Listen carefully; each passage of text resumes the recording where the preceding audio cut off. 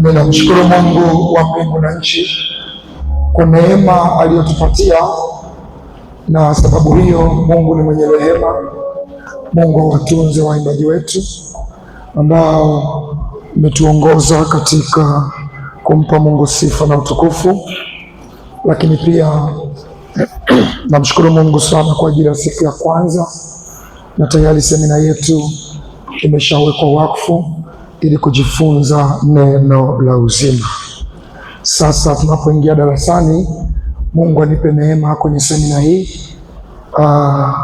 Pale mbele nitaomba ridhaa ya mwinjilisti ili siku moja ya semina, ikiwezekana siku ya Jumamosi tunapotamatisha, tuwe na kipindi cha maswali na majibu kwa wiki yote ambacho umejifunza. Kuna jambo ambalo limekutatiza, unahitaji maelezo, unahitaji ufafanuzi, tutakuwa na wiki ya maswali na majibu. Haleluya! Kwa hiyo tutakuwa pia na siku hiyo ambayo watu mtapata nafasi ya kuuliza swali mahala ambapo pana tashwishwi, mahala ambapo hujaelewa, kwa ajili ya ufafanuzi zaidi. Tunapoendelea na fundisho letu ambalo tumelianza tangu kwenye ibada ya asubuhi, inawezekana ibada ya asubuhi ilikuwa na uchovu, haukuweza kusikiliza vizuri, lakini Mungu ametupa neema, tunaendelea jioni tena. Na ninatambua kuna watu ambao ratiba zao zinapatikana Jumapili tu. Kuna watu tuko nao tu Jumapili hapa, nitakwambia cha kufanya ili tuende pamoja na wewe. Haleluya! Bwana Yesu apewe sifa. Inamisha kichwa chako, niombe tunapopandia ujumbe wa Mungu. Baba, katika jina la Yesu Kristo wa Nazareti aliye hai, ninakuja mbele zako jioni ya leo tena. Mungu, umetupa wakati mwingine ili kuweza kujifunza neno lako, ili kuweza kulijua neno lako kwa undani. Baba Mungu, tunapoianza fundisho hili ambalo tumeanza tangu asubuhi, enda nasi, utufundishe, utuelekeze, utuonye, utusaidie, utuambie tupasayo, kwa jina la Baba na la Mwana na Roho Mtakatifu. Amen. Amen. Na imani kila mmoja unalo daftari na Biblia yako au notebook, mahala pa kuchukua pointi muhimu, na Biblia yako iko pamoja na wewe. Kama huna Biblia, jitahidi sana kuchungulia kwa jirani. Kuchungulia Biblia sio vibaya, mwambie jirani asikuzuie. Amen. Asubuhi tulianza fundisho letu kuhusiana na mfumo wa baraka za kimungu katika familia kwenye msimu mpya wa 2026. Na ninapozungumza msimu mpya, maana yake zamani kulikuwa na msimu mwingine wa 2025, lakini 2026 unatarajiwa kama msimu mpya. Kwa hiyo maana yake tunamtaka Mungu baraka zake katika mwaka 2026. Na nikakwambia kwamba tunapozungumza kwa habari ya mfumo, ni namna ya utendaji kazi, ni namna ya utendaji kazi. Na nikasema wazi, duniani leo kuna maneno haya: ameingia kwenye mfumo tayari, ameingia kwenye mfumo, ameingia kwenye mfumo. Maana yake ameshaingia kwenye utendaji kazi wa mtu mwingine, kwa hiyo automatically lazima afuate mfumo ule. Na kati ya mambo ambayo ya kusikitisha sana, unaweza ukaona duniani leo watu wanaongozwa na mifumo.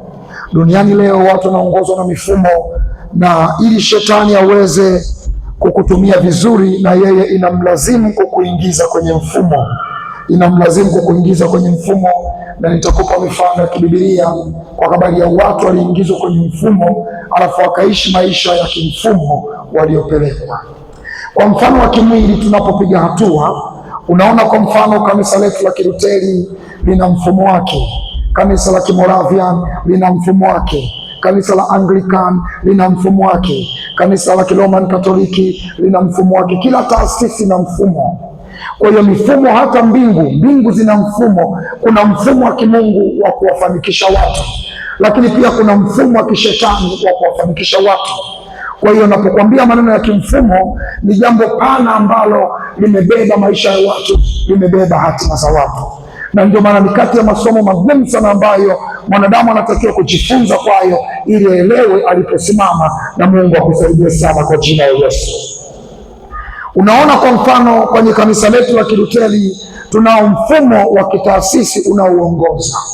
Ndio maana mwinjilisti anapokuja hapa asubuhi, anapofungua ibada, jambo la kwanza tunasoma Zaburi, tunashirikiana na Zaburi, tunasoma Zaburi pale. Anamaliza Zaburi, anaweza akaruhusu kwaya, na kila anapoanza ibada anasema tuianze ibada yetu kwa jina la Baba na la Mwana na Roho Mtakatifu. Tushirikiane Zaburi ya 53 kuanzia mstari wa 14 mpaka wa 16, tunashiriki yote pamoja. Tukifanya hivyo ndio anaweza karuhusu kwaya. Uwezi ukaona popote pale eti kanisa la Kilutheri muongoza ibada anaingia kabla ya kusoma Zaburi anaita uinjilisti kwaya, msifu Bwana uinjilisti kwaya. Uwezi ukakuta. Kwa nini? Ni jambo la kimfumo. Haleluya! Kwa hiyo kila mahala kuna mfumo, mambo mazako kila mahala kuna mfumo. Sasa kuwa na mfumo sio tatizo, ni mfumo wa aina gani? Kwa sababu kuna mifumo mibaya na mifumo mizuri.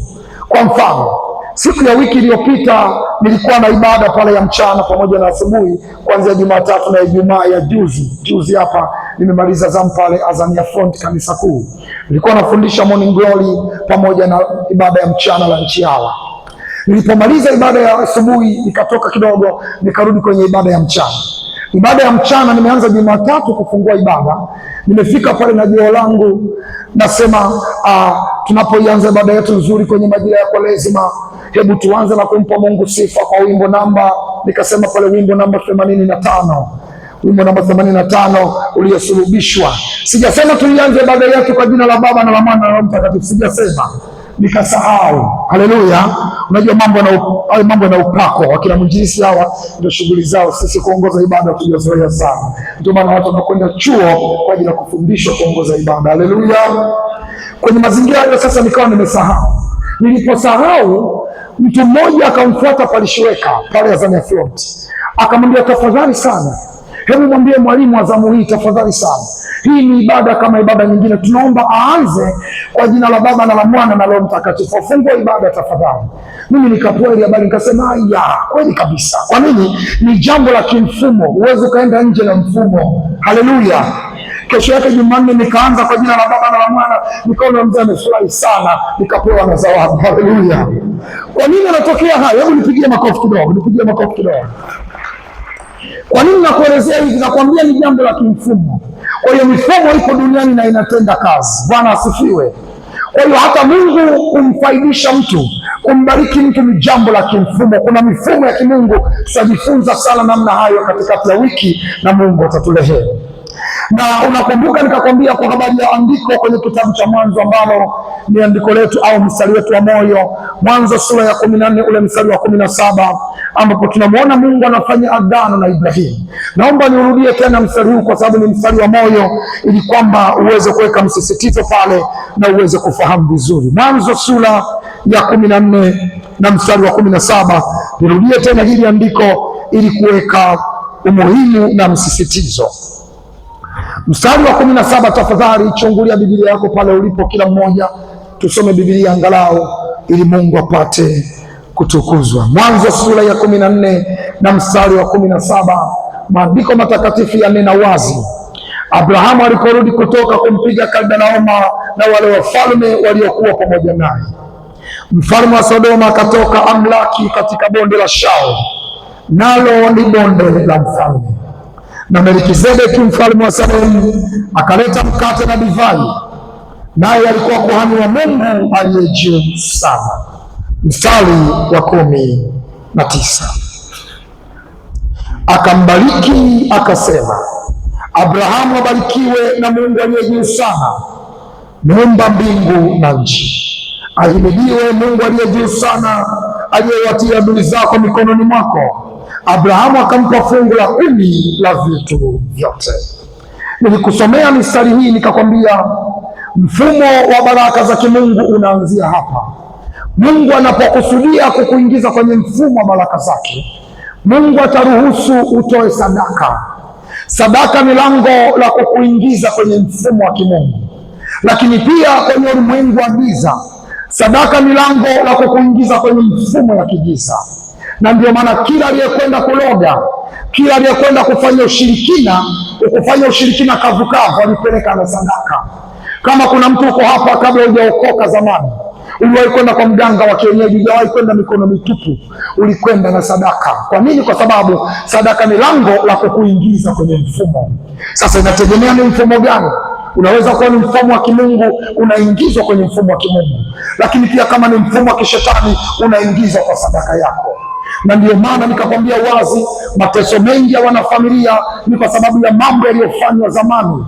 Wazazi wetu hawakumjua Mungu hapo kwanza, wakatenda mabaya, wakatoa sadaka kwa miungu mingine. Kwa hiyo wakatuingiza kwenye mfumo wa giza pasipo sisi kujua. Na unajuaje kama uliingizwa kwenye mfumo wa giza? Nikupe kidogo kama password. Unaweza kuta unahangaika leo sana kwamba maisha hayajanyooka, taabu zinakusonga, una mambo fulani ambayo kila unapojaribu haujawahi kufanikiwa. Uanze biashara, ila unaposema tunaanza wiki ijayo, jambo linatokea, pesa haitumiki kwenye biashara, inatumika kwingine. Halafu nawaza, jamani, inakuwaje? Kuna mifumo ambayo kwenye familia yako tayari umeshaingizwaga kabla ya kuzaliwa. Na unajuaje kabla ya kuzaliwa? Unaona hapa tulisoma asubuhi kitabu cha Waebrania sura ya 7 ule mstari wa 9. Fungua pale pamoja na mimi. Hebu fungua mstari huo tena pamoja na mimi nikuonyeshe maneno haya. Waebrania sura ya 7 na ule mstari wetu mzuri, mstari wa 9. Waebrania sura ya 7 mstari wa 9. Tafadhali, kama umekaa na mtu ana Biblia pale ulipo, chungulia, au kama unaona naitafuta sana Waebrania, msaidie. Waebrania ni Agano Jipya. Waebrania sura ya 7 na ule mstari wa 9, tufike pale. Maandiko yanasema hivi: tena yaweza kusema ya kuwa kwa njia ya Ibrahimu hata Lawi yapokea sehemu ya 10, alitoa sehemu ya 10, kwa maana alikuwa katika viuno vya baba yake. Hebu sema viuno vya baba yake. Rudia tena kwa sauti, viuno vya baba yake. Kwa mara ya 3, viuno vya baba yake. Okay, viuno vya baba yake. Hapo Melkizedeki alipokutana naye. Unaona maneno haya sasa yanazungumza kwamba hivi, jamani, hata Lawi huyu anayepokea sehemu ya 10, na yeye alipewa sehemu ya 10 wakati baba yake Ibrahimu amekutana na Melkizedeki mfalme wa Salemu. Nikakufafanulia Melkizedeki huyu alikuwa ni Bwana Yesu kibibilia, lakini pia unaona Biblia Lawi anapokea sehemu ya 10. Makabila 12 ya Israeli, kabila la Wadani, kabila la Rubeni, kabila la Simeoni, kabila la Yuda, kabila la Benjamini, kabila la Lawi. Mungu alilitenga kabila la Lawi. Kabila la Lawi lisifanye kazi yoyote isipokuwa likae hemani kwa Bwana, likae madhabahuni kwa Bwana, ili kupokea mafungu ya 10 ya wana wa Israeli. Kwa hiyo wana wa Israeli wanapovuna mazao yao, wanapopata vitu fulani, wanapoleta hekaluni mwa Bwana, kabila la Lawi, watu wa Lawi ndio walikuwa wanapokea. Walawi walikuwa hawaruhusiwi kufanya kazi yoyote. Yaani kama hapa kanisani, Walawi kazi yao ni kukaa tu kanisani, kulitia jina la Bwana na kuweka uwepo wa Mungu. Alafu wana wa Israeli wanakwenda kuhangaika kwenye mashamba, watakachokipata wanakileta kama sehemu ya 10. Tuko pamoja? Kwa hiyo Lawi akawa anapokea. Sasa ndio Biblia inasema hapa, hata Lawi huyu anayepokea sehemu ya 10, na yeye alitoa sehemu ya 10 wakati baba yake Ibrahimu alipokutana na Melkizedeki. Okay. Baba yake Lawi ni mzee Yakobo, baba yake Yakobo ni Isaka, baba yake Isaka ndio Ibrahimu. Kwa hiyo maana yake tunaambiwa kwamba kizazi cha Ibrahimu, wakati Ibrahimu anampa Melkizedeki sadaka, maana yake Ibrahimu alikuwa hatoi mwenyewe. Kwanza ukumbuke, Ibrahimu alikuwa hajui kama atamzaa Lawi. Haleluya! Yeye anatoa sadaka leo kwa Melkizedeki bado, wala alikuwa hajui kama Lawi atazaliwa. Ni sawa na wewe, umezaa watoto au haujazaa watoto bado, haujui baada ya miaka let's say 80 kule mbele, kuna kitukuu chako kitaitwa Elisha, kuna kitukuu chako kitaitwa Mwandumbi kitazaliwa, lakini wewe uko leo. Kwa hiyo Ibrahimu alipokuwa anaachilia sadaka, maana yake alikuwa anatoa sadaka kwenye madhabahu. Kwa nini? Kwa sababu Melkizedeki, nimekwambia, ni Bwana Yesu. Bwana Yesu ni madhabahu inayotembea. Ndio maana Bwana Yesu hakuhitaji mahala pa kumponya mtu, alimponya mtu popote alipo, kwa sababu ni madhabahu inayotembea. Ndio maana Bwana Yesu alipokufa msalabani, ule uweza akauweka ndani yako. Hebu nisiende huko, nirudi kwenye somo langu. Haleluya! Kwa hiyo alipoachilia sadaka kwa Melkizedeki, hakuachilia sadaka mwenyewe, aliachilia sadaka pamoja na mtoto wake aliyekuja kumzaa anaitwa Isaka, aliachilia sadaka pamoja na mjukuu wake anaitwa Yakobo, aliachilia sadaka pamoja na kitukuu kinaitwa Lawi. Kwa hiyo Lawi leo hii anapokea mafungu ya 10, anafurahia maisha, anasema jamani, napendeza, watu wananiletea sadaka, wananiletea mali, lakini anachokipokea leo Lawi kilipandwa mbegu na babu wa babu miaka mingi iliyopita. Haleluya! Kwa hiyo Lawi ameingizwa kwenye mfumo wa baraka, anakula matunda ambayo hakupanda, alipanda babu. Nani ananielewa mpaka hapa? Sasa huo ndio unaitwa mfumo wa baraka za kimungu. Hebu sema Kwa hiyo kwenye mazingira hayo sasa, Lawi ameingizwa kwenye mfumo ambao babu yake alipanda. Na nikakwambia kwamba watu wengi tulio hapa, maisha yetu mengi ni komsao. Yaani maisha yetu mpaka ndoa tulizo nazo ni shekeli before use. Yaani ndoa ambayo leo I love you, kesho mmepigana, kesho kutwa nakupenda, kesho kutwa hatusalimiane. Ni ndoa tulizo nazo. Kwa nini? Kwa sababu kuna vizazi vya nyuma ambao wao hawakuanza na Bwana. Wao walianza na mizimu, wameachilia sadaka sana kwenye mizimu. Na ukumbuke sadaka huwa haizeeki, sadaka huwa haichakai, sadaka huwa haipotei, sadaka ile siku zote, na sadaka inaongea. Walipotoka wao wakakizaa kizazi kingine, na chenyewe kikawa vile vile, mpaka unakuja kuzaliwa wewe mwandomo huko. Sasa mwandomo umezaliwa kwenye familia yako ya mzee Mwakipesile, ndio ukaokoka mle ndani. Kwa hiyo umeokoka katikati ya mifumo ya giza ambayo tangu vizazi havijawahi kuokoka, wenyewe vinatoa sadaka kwa mashetani. Ndio wewe unajikuta huku umechekwa Injili, umeokoka na wali badali mapema mteni, umeokoka. Kwa hiyo unaokoka katikati ya mifumo ya giza. Kwa hiyo mfumo huu, hii chenga mfumo tangu babu wa babu yako, kwanza na kushangaa hii leo wao. Kwa nini? Kwa sababu hawa hawaokokani, kwa sababu tangu zamani kuna sadaka imeachiliwa. Na unapookoka sasa, mifumo inajua umeshaokoka. Hata kama ukitaka ikuangamiza, haikupata kwa sababu umehama kwenye ufalme wa giza, umeingizwa kwenye ufalme wa Bwana wa pendo wake. Unanielewa jamani? Kwa hiyo kuokoka, umeokoka, lakini umeokoka ndani ya mifumo ya giza. Sio kwamba mifumo itakuua, imeshakukosa, lakini mifumo inaweza ikapambana na wewe, ikazima njia zako za mafanikio. Ndio maana unaweza ukaokoka lakini huna hela, umeokoka lakini hauna kazi, umeokoka lakini haujaolewa. Sasa mifumo hiyo ambayo tangu babu yako alikuwa akitumikia, yeye inajua kwamba mwanadamu kaokoka, hatumwezi cha kufanya nini? Funga kila biashara zako. Ndio mtoto wewe Mkristo ananena kwa lugha, mpaka akiomba anafanya hivi, lakini hana hela. Hata kwenye minada hapa wakisema tu wananunua mnada, ni watu wa kawaida. Yule ndiye ni mlokole. Acha wewe, kuna walokole wale wenyewe. Yaani hata ukitembea ukijikwaa anakemea, analikemea jiwe. Acha wewe wakushake you before you. Kuna walokole. Yaani ukipiga gitaa anaona hapana, unaondoa uwepo. Yaani kuna walokole ambao hata praise wakiwa wanaimba hapo na lukaluka wasema hapana, hiyo haitaki. Yaani ni wakaua, ni watu wakaua, hata kutembea kwao ni wakaua. Na wakina mzee Mwasumbi katulia pale. 200 kwangu. Unamwangalia 200. Kwa sababu unaisikia kwenye bomba. Haleluya. Kwa nini? Lakini umeokoka. Na kuokoka kwako una garantia kwenda mbinguni. Unayo kabisa. Sikilizeni niwaambie ukweli, hebu sema amen. Mifumo ya giza haina mpango na wewe kwenda mbinguni, imeshakukosa tayari. Yenyewe inachokifanya hapa duniani izifunge njia zako za maisha. Yaani kama unakwenda mbinguni, basi uende mbinguni ukiwa hujaolewa, hauna mtoto, haujazaa, hauna yaani mzike. Yaani unaingia mbinguni uko hoi, wanakuuliza unakunywa juisi gani, embe passion au parachichi. Ndio maana lile andiko, kuna andiko kwenye Biblia linasema hivi, nikilisemaga huwa nachoka sana. Heri wafu wafao katika Bwana. Kuna kaneno kanaendelea pale, ili wapate kupumzika. Unaona kafurahia tu kaandiko, shai kuwaza wapate kupumzika, wamechoshwa na nini? Ushakuwaza unapigwa na mifumo hapa duniani.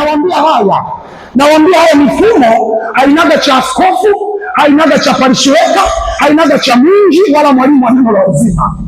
Mifumo inawashambulia watu wote kwa sababu nikuonyeshe andiko. Angalia kitabu cha Waamuzi, cheki kitabu cha Waamuzi pamoja na mimi, nikuonyeshe mambo haya waziwazi.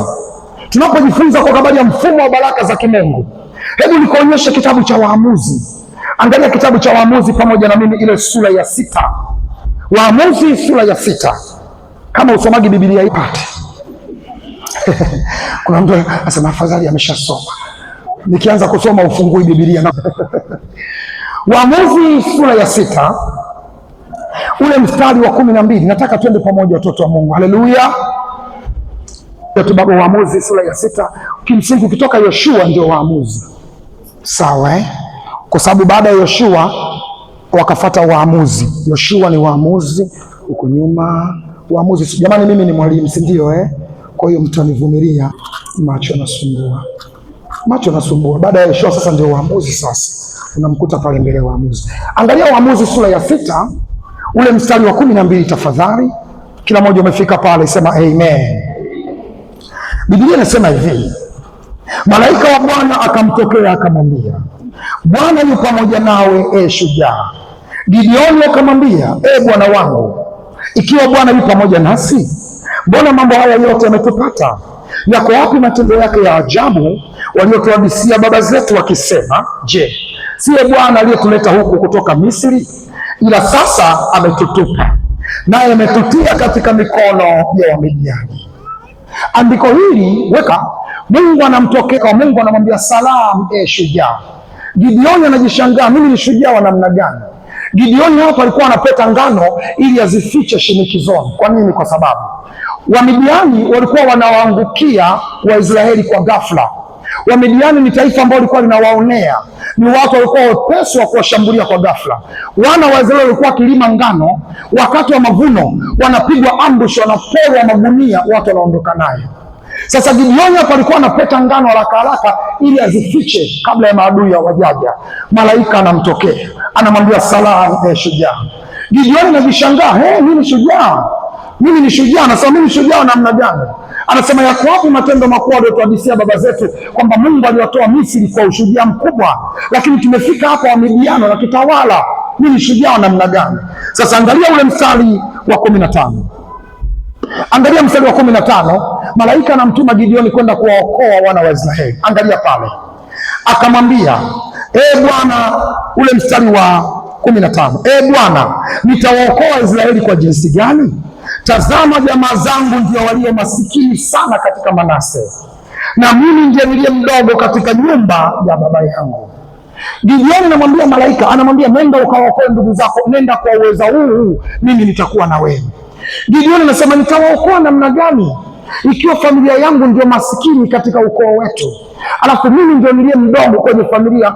How can I rescue them? Anamwambia nenda kwa uwezo huu. Kwa hiyo mbingu zilimtuma Gideoni duniani kama shujaa, lakini Gideoni akazaliwa kwenye familia ambayo ina mifumo ya giza.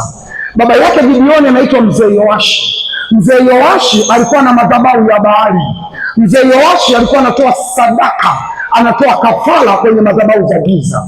Kwa hiyo Mzee Yoashi ameshaingiza familia na ukoo wote kwenye mfumo wa kishetani. Tunakwenda pamoja jamani?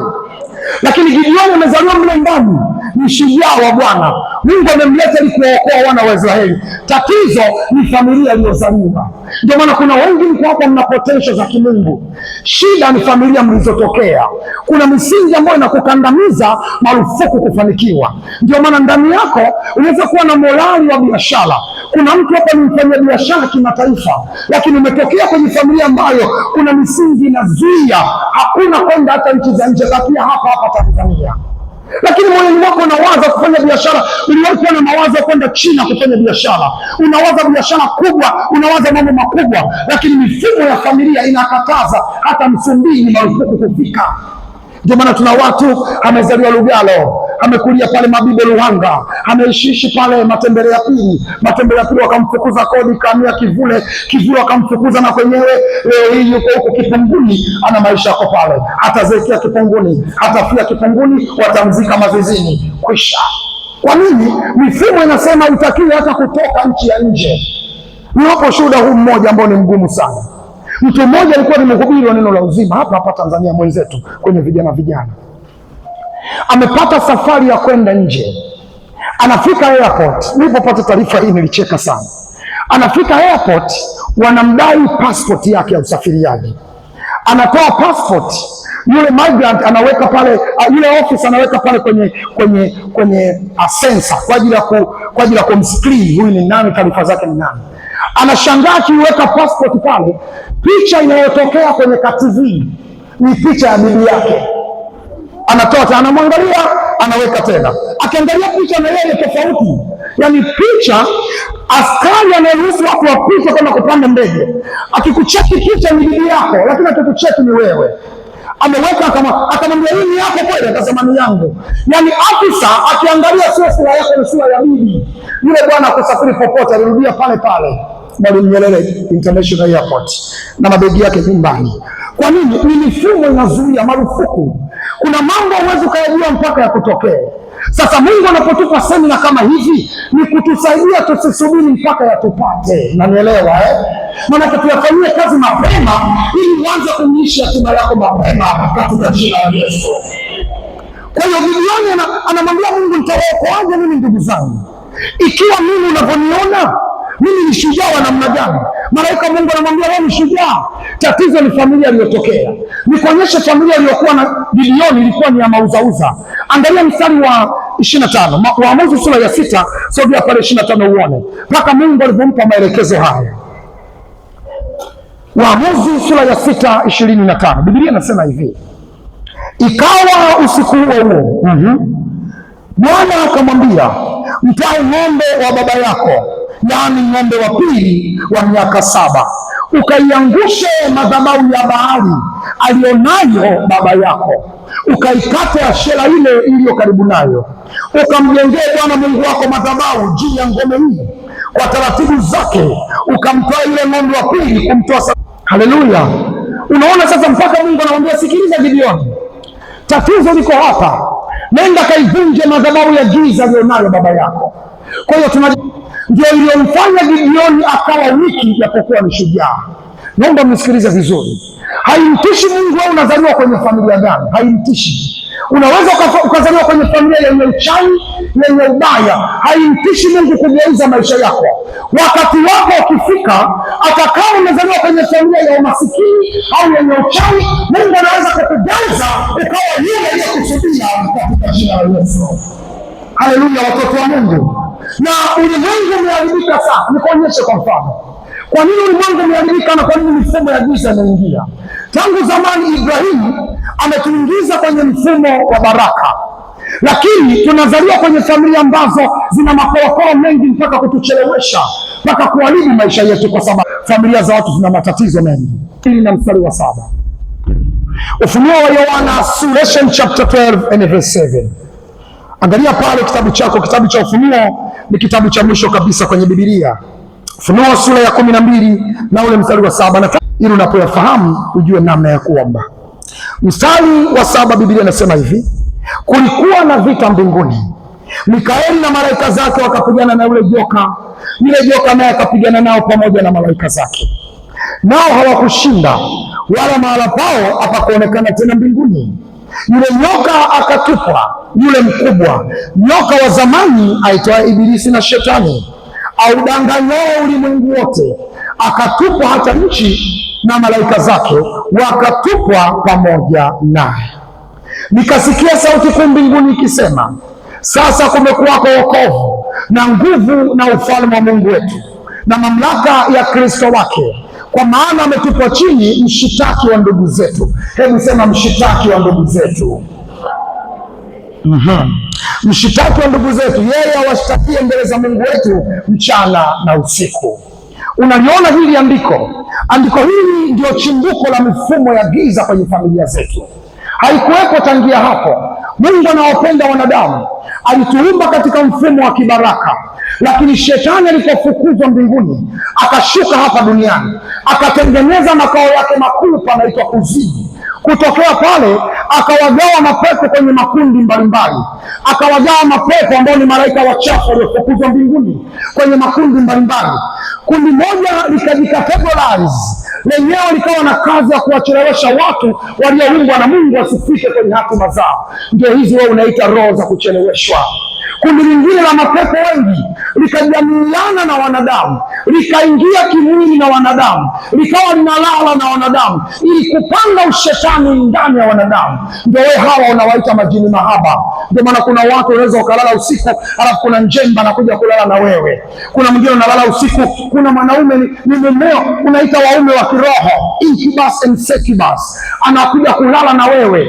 Mwingine unaona ni mwanamke mwenzako, anakuja kulala na wewe kimwili na kufanya mambo yote ya kindoa, mpaka unawaza jamani, what is this? Ni hawa, ni kundi hili la mapepo, ni kundi mojawapo. Sio somo langu, lakini najaribu kukupa tu etymologically mifumo hii imetokea wapo. Na kundi lingine la mapepo likajikategorize lenyewe, likashikamana na human traditions na tamaduni za kiwanadamu, likaanza kuwapangia wanadamu namna ya kuabudu, namna ya kusifu, namna ya kuishi. Alafu wanadamu pasipo kujua wakaabali na zile sheria zao, kwa hiyo wakajikuta wanamwabudu shetani pasipo kufahamu. Ndio maana wazee wa zamani walikuwa wakitaka mvua wanakwenda kwenye miti mikubwa kuomba. Na anafahamu stori hizi jamani, watu wanaabudu miti, si ndio? Siogope kunyoosha. Wanakwenda kwenye miti, wanapokwenda kwenye miti wanaweza kutoa sadaka pale ya ng'ombe, alafu wanauomba mti. Tumekuja wazee, hakunaga cha wazee, ni mapepo. Tunaomba mvua, alafu baada ya wiki mbili mvua inanyesha. Kwa hiyo imani yao yote inahamia kwenye ule mti. Na ndio maana kwenye vijiji, ukienda kwenye vijiji, sio kila mahala mikutano ya kijiji inafanyikia. Chunguza, kuna eneo maalum ambapo ndio mikutano ya kijiji inafanyikia pale. Yaani ikipigwa filimbi mbiu, kila mwananchi anakimbia kwenye lile eneo, kama ni chini ya mti anasubiri mkutano. Sio kila eneo, ile ni madhabahu. Unajua, kati ya vitu tumeshinda kuvifahamu, na Mungu anipe neema kwenye wiki hii nikufunulie siri fulani. Madhabahu ni popote unapoweza kuwa ukaitengeneza madhabahu. Kwa mfano, kama ndani kwako, chumbani kwako, una mtindo wa kwenye kona kuomba. Ukiwa na mtindo wa kuomba kwenye kona ya chumba chako, yani unaweka pale kiti kwenye kona, alafu kila siku unakaa pale. Baba, nakuja mbele zako, ninaomba rehema zako, unilinde na familia yangu kwa jina la Yesu Kristo wa Nazareti aliye hai, amen. Unainuka ndio unaingia kulala. Ukija kesho tena unakaa kwenye kiti kile kile, Baba, katika jina la Yesu. Ukija kesho kutwa tena, ukija tena, kile kiti kinageuka kuwa madhabahu. Yaani ndio eneo la kukutania na Mungu wako ndani ya nyumba yako. Haleluya! Ndio maana nakuonya, ukiingia kwenye majumba ya watu usikae kila kochi, usikae. Wababa mlio hapo mtanielewa. Ndani ya nyumba kwenye sebule kuna kochi moja ambalo hilo baba huwa anakaa. Okay. Hata kama baba ameingia ndani ya nyumba, kwenye ile kochi kuna mtoto amekaa na kupisha, huwa unakaaga pale. Sio vitu vyote kwenye sebule kuna nani kuiona hii? Baba wa nyumba sio vitu. Usikae kwanza. Unaweza ukakalia madhabahu ukaondoka na matatizo. Subiri kwamba ukaribishwe, karibu kae hapo. Ndio maana utakuta yeye akiingia anakaa kwanza, yeye ndio karibu anakuonyesha pa kukaa. Sio kila mahali pa kukaa. Mwambie mwenzako, chukua hiyo itakusaidia. Kwa hiyo wanapoiomba miti, mvua inatufikiri kwamba mtu ndio umeleta mvua. Sio. Wanachokifanya ni hili kundi la mapepo sasa, wanapomwombe. Kumbe kilichoomba mvua sio ng'ombe, ni shetani amekaa juu ya ule ng'ombe. Ibilisi anapenda kuabudiwa kuliko unavyowaza. Ndio maana akamwambia Bwana Yesu hivi, miliki yote hii ni yangu, ukiniabudu tu umetoboa. Naelewa. Yesu akajua, likawatengenezea wanadamu namna ya kuamini, namna ya kutenda. Kwa hiyo wanadamu wote wanaozaliwa ndani ya mifumo hii ya kiwanadamu, ndani yake kuna chembe za ushetani. Ndio maana unapozaliwa kama Mchaga, bado Uchaga haukutoshi, unatakiwa kuokoka. Unapozaliwa kama Mnyakyusa, Unyakyusa haukutoshi, unatakiwa kuokoka. Unapozaliwa kama Mdendele wala Mzaramo haukupeleki mbinguni, unatakiwa kuokoka. Haleluya! Na ndio maana Wakolosai sura ya kwanza 13. Wakolosai sura ya kwanza 13. Angalia maneno hayo, Wakolosai sura ya kwanza 13. Wakolosai sura ya kwanza mstari wa 13. Biblia takatifu inasema hivi. Wakolosai sura ya kwanza mstari wa 13. Angalia Biblia yako pale vizuri. Inasema hivi: naye alituokoa katika neno lake, na ambao katika yeye tuna ukombozi, yaani msamaha wa dhambi. Unaona hilo neno wewe unaitwa masawe. Maana yake kwa namna ya kiroho hauna utambulisho wa masawe hata kidogo. Kwa namna ya kimwili kweli unaitwa njopeka mkufunde. Nasema jamani, dada njopeka unaendeleaje? Nasema naendelea vizuri sana. Kwa namna ya kimwili ni wa ukoo wa mkufunde, lakini kwa namna ya kiroho umetengwa mbali na wakina mkufunde. Kwa nini? Kwa sababu wakina mkufunde wengi ni wachawi. Nikwambie jambo hili. Unapoona kwa mfano kwenye Unyakyusa, ndio maana nilikwambia asubuhi, kwenye Wanyakyusa nani utakuta wakina Mwasebele wengi ni matajiri, wakina Mwasebele, wakina Mwaipungu wengi fundi viatu, unaelewa? Ukichunguza wakina hawafanani. Hata kwenye kabila la Wachaga chunguza, angalia wakina Sumaya wamekaa kushoto kwa shule hawajaenda, chunguza vizuri. Ukicheka wakina Masawe wafanya biashara wengi wana maduka ya hardware. Cheki wakina Sumali wengi wana mabanda ya kitimoto, hawafanani. Haleluya! Kwa nini? Hizi roho sasa zilizokaa kwenye tamaduni za kiwanadamu zenyewe ndo zinawapangia tamaduni hii waweje. Kwa hiyo roho zilizokaa kwenye ukoo wa kina Mwaifune zinaamua kina Mwaifune wawe na maisha gani. Ndio maana utakuta kina Mwaifune wengi ni saidia fundi, unakuta wakina Mwakalomo wengi ni wachungaji, unakuta wakina hawa, yani wanaamua wao hawa waweje. Hata ukoo ambao wamekuwa wachungaji ni kwa sababu ile mifumo imeshapigwa sana na wazee wa ukoo huo, ikaachia kidogo, ndio wanatoka wainjilisti, wanatoka wachungaji, wafanya biashara. Mwenzangu na mimi ambaye asili yako imeshika mbinguni, hakuna anayetoboa hata mmoja. Haleluya! Kwa hiyo kwenye wiki hii tuna kazi ya kushughulikia mambo hayo. Hebu sema kwa jina la Yesu.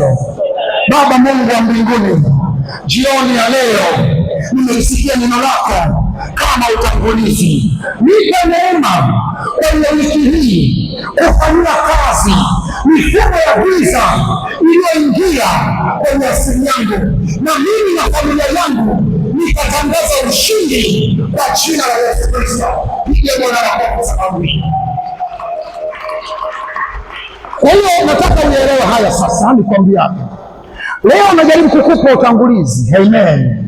Ni kama introduction najaribu kukupa na kukuonyesha kule mbali tunakokwenda. Naomba usimame. Kuna jambo ambao wewe unajua kabisa kwenye wiki hii, unafahamu kabisa kwenye wiki wewe kupatikana kwako ni Jumapili peke yake. Kuna mtu ambaye unajua kupatikana kwako Jumapili peke yake. Nataka nikusaidie kwa namna hii. Unafahamu kwamba unajua kabisa nikishatoka hapa Jumatatu ratiba zangu ni ngumu mpaka Jumanne mpaka Jumapili au Jumamosi tunapomaliza. Sababu hiyo nataka ujishikamanishe na maombi haya, na popote pale ulipo uwe una tendency ya kuulizia, jamani mnaendeleaje? Ulizia. Haleluya, watu wa Mungu, ulizia ili twende pamoja.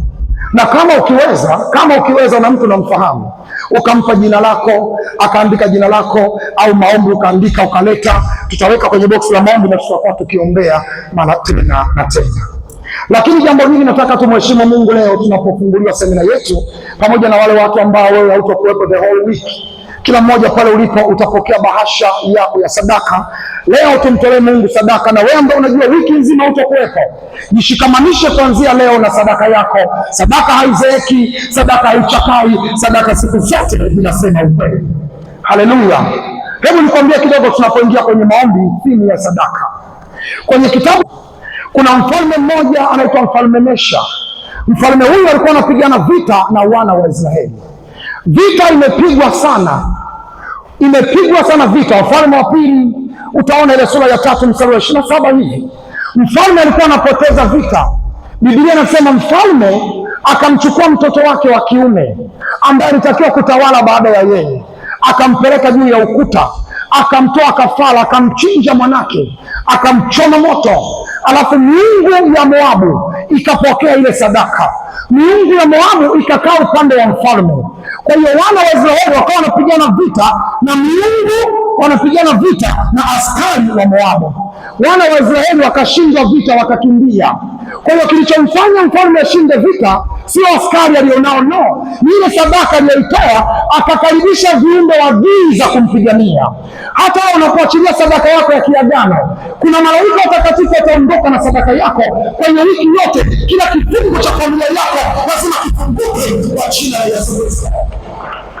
Na nitakwambia mambo kadha wa kadha kuhusiana na wewe ulivyokuwa tangu kwenye tumbo la mama yako. Amen. Hebu mpigie Bwana makofi mengi katika jina la Yesu. Kwa hiyo tunapotaka kuomba, naomba kila mmoja upokee bahasha ambayo utaweka sadaka yako, na tutaomba ukiwa umeshika bahasha ya sadaka. Wimbo namba 85 uliyesulubishwa, tafadhali mpiga keyboard. Wimbo namba 85, nyosha tu pale pale ulipo, wakuletee sadaka watenda kazi, wakuletee sadaka pale ulipo, wakuletee sadaka.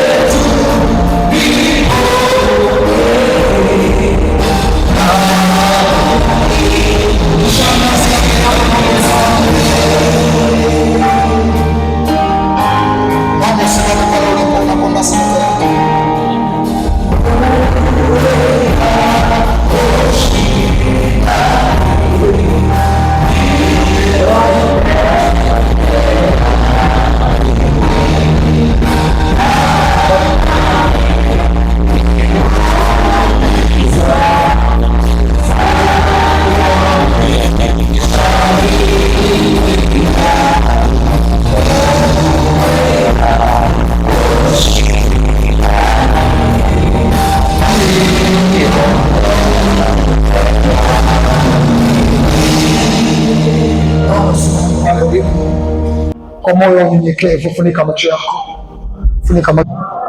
Katika lipa neema na kuwepo kwenye semina hii, nami nimelisikia neno lako.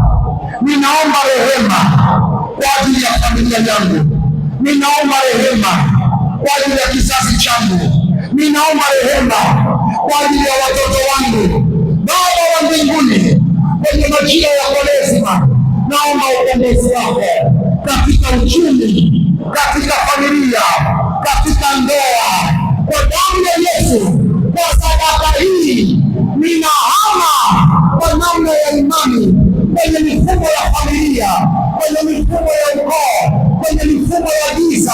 Ninaingia leo kwenye mfumo wa baraka zako kwa namna ya kiroho, kwa damu ya Yesu Kristo. Kama vile Ibrahimu ulivyomuingiza kwenye mfumo wa kimungu kwa sadaka yake, na mimi leo kwa sadaka yangu niliyoshika mkononi, kwa sadaka yangu ya muda mbele zako, kwa sadaka yangu ya moyo wa unyenyekevu, kwa sadaka yangu ya maisha ya kutumikia wewe, naingia kwenye mfumo wako, mfumo wa kimungu. Ninaikataa mifumo ya giza kuanzia sasa, ninaikataa kwa damu ya Yesu, ninaikataa kwa damu ya Yesu.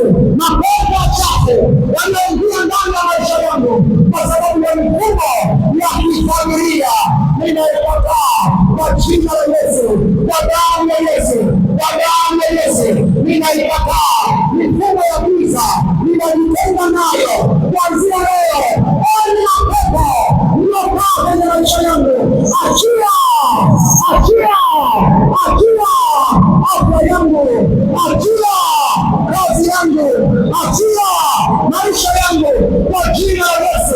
Kuanzia kila na washa moto kwenye mwili wangu, na washa moto kifuani, na washa moto kwa damu ya Yesu. Na ikataa mifumo ya giza iliyotengenezwa tangu kuzaliwa, mifumo ya giza iliyoikuta leo, na ikataa leo, na isaliti leo, na jitenga nayo kwa damu ya Yesu Kristo. Wanasema najitenga nayo kwa damu ya mapendo, najitenga na mifumo ya familia, mifumo ya magonjwa, mifumo ya laana. Hebu anza kuona kule ulipo, jitenge kwa imani, jitenge kwa imani. Kwa maneno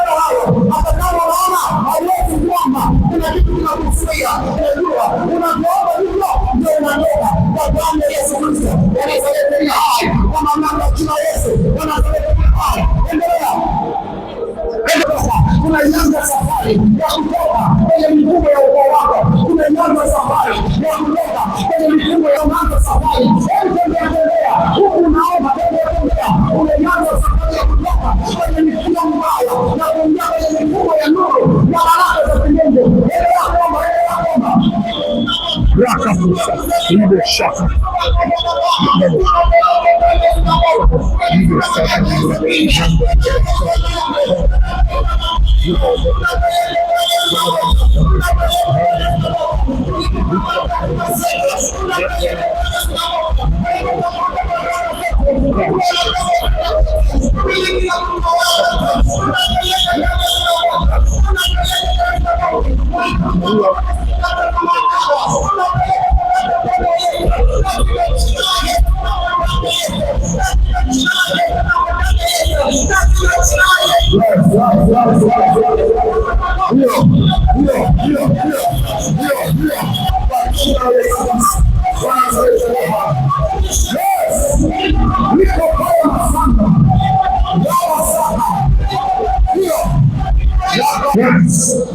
Nyosha mkono juu, funika macho yako kadri.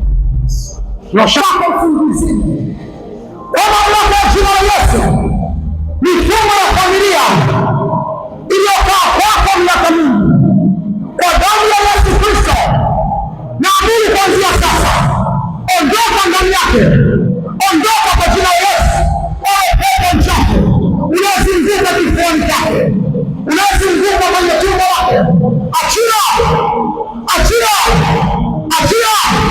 Ewe roho ya mkasa, ewe mkasa, ewe masikini, ewe kisukari, kwa jina la Yesu, ondoka, ondoka, ondoka kwa damu ya Yesu Kristo. Na giza kuanzia sasa, kila kazi za giza, mamlaka za giza zilizokaa ndani yako, leo inatosha, leo inatosha, leo inatosha. Anaianza safari ya ukombozi wake, anaianza safari ya kufunguliwa kwake. Mifumo ya giza haina nafasi tena kwa jina la Yesu. Enyi mapepo, ondoka, ondoka, ondoka, ondoka, ondoka kwa jina la Yesu. Ondoka, wacheni nasema, saa imefika leo, anatakiwa kukombolewa. Wacheni nasema, saa imefika leo, anatakiwa kukombolewa. Na waapisha enyi mashetani mliokaa ndani yake, noka, noka kwa jina la Yesu. Ondoka na kunja kazi zake, bonda kazi zote, kunja kila maagano mlioingia nayo, na wabomo kwa jina la Yesu. Jesus, asante kwa neema yako Jesus. Weka mkono wako tumboni. Kuna mtu vitu vinatembea kwenye tumbo lako. Wokovu wa Bwana umefika kwako. Mungu akutunze binti, ufanikiwe, ufanikiwe. Kila mazuio yaliyokaa kwako hayana nafasi tena, katika jina la Yesu Kristo. Ewe pepo uliyekaa kwenye tumbo, unaisikia hii sauti na kuagiza kuanzia sasa, kwa mamlaka ya jina la Yesu, funga vilango umtoke, funga vilango umtoke, funga kinywa umtoke kwa jina la Yesu Kristo. Ewe pepo uliyekaa kama ukasa, uliyekaa kama ukasa, na kuapisha, na kuapisha, ewe ukasa wake, wake mtoto wa Mungu, na agiza kuanzia sasa, roho ya ukasa unayemsikia kuanzia leo, ewe pepo uliyekaa ndani ya tumbo lake, umekaa kama roho ya ukasa ili kumzuilia uzao, kwa damu ya Yesu Kristo hauna nafasi.